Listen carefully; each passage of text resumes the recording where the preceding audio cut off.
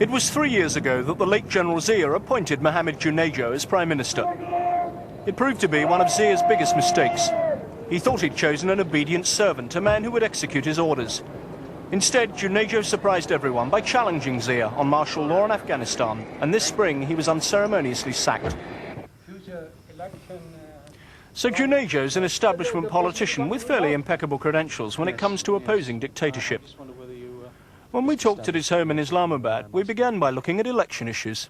Number one is that we are here, we stand, we are committed to the Islamization in Pakistan, number one.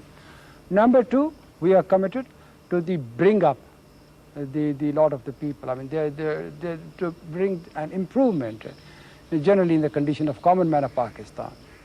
We would like to remove the corruption in Pakistan. We would like to improve the literacy. I would like them to have a primary education.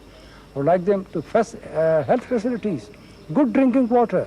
So all these things I have in my plans to give it to the common man of Pakistan next 5 years. If you get free and fair elections, how do you assess your own chances? To tell you very frankly, today if you go in Pakistan, it is Mr. Junejo and his league, Muslim League, which is being talked. There's no other party which could be felt as popular as my party. Because what about Ms. Bhutto? Oh, well, Ms. Bhutto will be left far behind that. The words of a man running for office may be, but there is a growing belief in Pakistan that Junejo can seriously challenge Benazir Bhutto if elections are held this autumn. Much as Ms. Bhutto can marshal more popular support, her campaign is still likely to be dogged by the question that haunts Pakistani politics.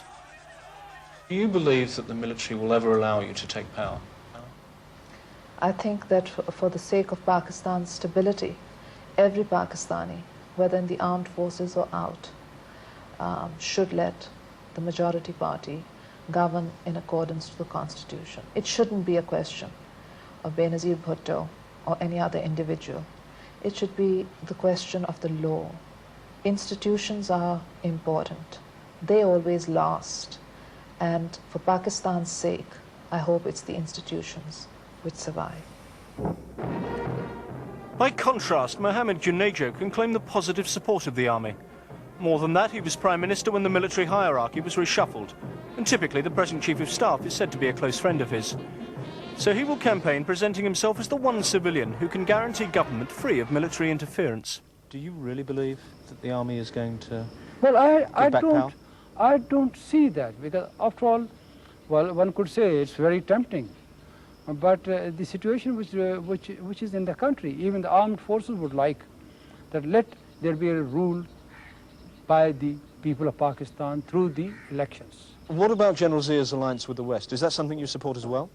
Of course. We have excellent relations, because during my tenure as a Prime Minister of my country, I had a very good relation with the Western world, with all my friends, with all my allies.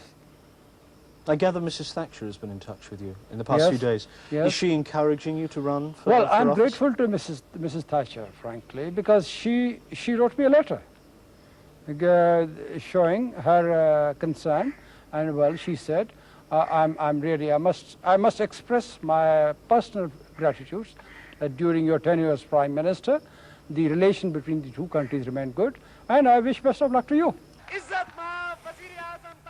This then is likely to be the Western world's candidate to succeed in Pakistan, and Junejo will capitalise on such support to portray himself as the only bridge between the past under General Zia and the future. Already the broad strokes of his platform are becoming clear.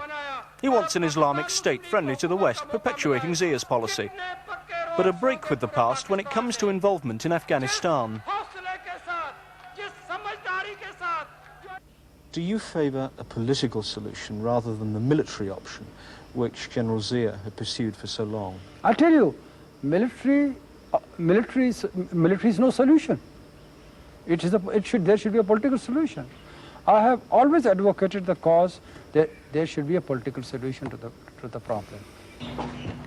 If Mr. Junejo has his way, this election campaign will come down to a straight choice between himself and Benazir Bhutto.